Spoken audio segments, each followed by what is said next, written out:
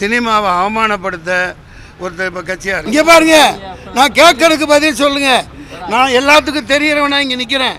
நீங்கள் மறைஞ்சிருந்து கேள்வி கேட்குறீங்க. அந்த மாதிரி இங்கேயும் சரி, நடிகர் சங்கம்லாம் பலமாக இருக்கணும். அம்மா மறுபடியும் அமைக்கப்படணும். கேரளாவில் மோகன்லால், அந்த இவர் மம்முட்டி அவர்கள் எல்லாமே சேர்ந்து, எல்லா நடிகர்களும் சேர்ந்து உடனடியாக அமைக்கணும். நடிகர்களுக்கு ஒரு அமைப்பு இருக்கிற வரைக்கும் தான் நாட்டு மக்கள் சந்தோஷமாக இருக்க முடியும். எல்லாத்தையும் சந்தோஷப்படுத்த தான் நாங்கள் இருக்கோம்.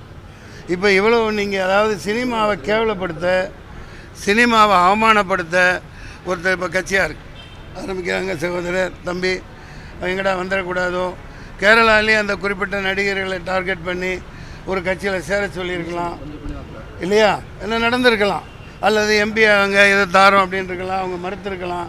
நீ எப்போ தலை நிமிந்து வாழ்கிற பார்த்துடலாம் அப்படின்னு யாரையும் விட்டு கம்ப்ளைண்ட் கொடுக்க வச்சுருக்கலாம். சினிமாவை நாங்கள் விட்டு கொடுக்க முடியாது. சினிமா தான் மக்களுக்கு மகிழ்ச்சியை தர்றது. அதை இழுத்து மூடி எல்லாத்தையும் கேவலப்படுத்தலாங்கிறதுக்காக இதை செய்யப்பட்டிருக்கலாம். உண்மை இதுதான். இப்போ உன்னாவ் இங்கே உத்தரப்பிரதேசில் அந்த பொண்ணை கற்பழித்து நாசம் பண்ணி கொண்டாங்களே, அதுக்கு கமிட்டி அமைச்சாங்களா? பில்கிஸ் பானு வழக்கு என்னாச்சு? குடும்பத்தையே காலி பண்ணாங்களே, கற்பழித்து ரேப் பண்ணி நாசம் பண்ணி.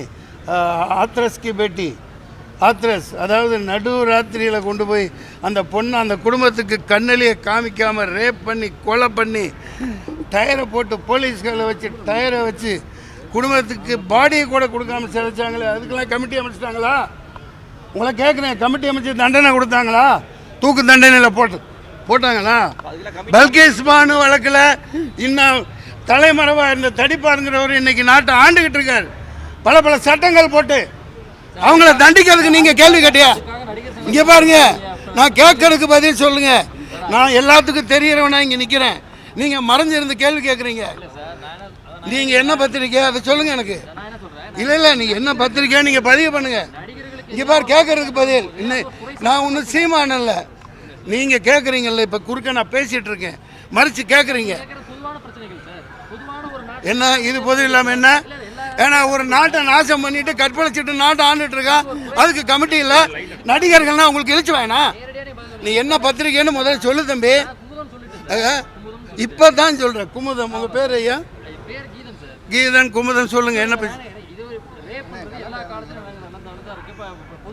அப்படியெல்லாம் விட முடியாது. இங்கே பாருங்க, இல்லைப்பா தம்பி, அவர் கேட்கணும். கேளு தம்பி, குமுதம் கேளுப்பா. நாங்கள் இல்லைன்னெல்லாம் ஒன்றும் செய்யலையே, ஒன்றும் சொல்லலையே. ஏப்பா நல்லா கேளுங்கப்பா. நான் இவ்வளவு சொல்கிறேன், இதை ஒதுக்கி தள்ளுறீங்கன்னா நீங்கள் எப்பேற்பட்ட வன்மமாளர்களாக இருப்பீங்க? அப்புறம் எப்படி? பல்கேஸ் பானு அரசியல்வாதிகள் ஆண்டுகிட்டு இருக்கிறவங்க இவ்வளவு வன்மத்தை பண்ணிட்டு நடிகர்களை புகழடைய விடாமல் பண்ணிட்டு இருக்காங்க. புரியுதுங்களா? எதுக்கு ஆகணும்? சரி, எனக்கு நடந்த கொடுமை எல்லாத்துக்கும் தெரியும். நீங்கள் சின்ன பசங்க சொல்லட்டுமா? இதை சொல்லிடுறேன், உங்களுக்கு தெரியாது.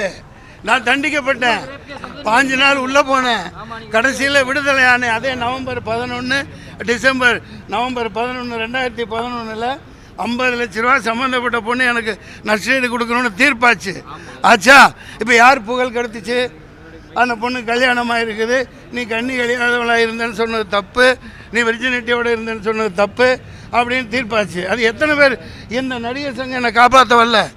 அதே மாதிரி லேண்ட் கிராபிங்கில் உள்ளே போனேன். எப்பப்போ நான் பெரிய ஆளாகிறனோ, அரசியலில் கால்பதிக்க விரும்புகிறனோ, அப்பப்போ நான் நாசம் பண்ணப்பட்டேன். 10 லட்ச ரூபா தவிர தமிழ்நாடு கவர்மெண்ட் கஜானாலேருந்து திருப்பி நான் கட்டின படம் போன வருஷம் எனக்கு வந்தது. நான் நிரபராதி. அது சர்வே நம்பர் வேறு, இது வேறுன்னு தீர்ப்பாச்சு. ஆனால் நீங்கள் எதுலேயுமே போடலை. அந்த மாதிரி நான் கோவப்பட்டு பேசணுங்கிறதுக்கு இல்லை. இங்கே அந்த மாதிரி சில விஷயங்கள் பண்ணால் அது ஈகோ பிரச்சனையாக முடியும்.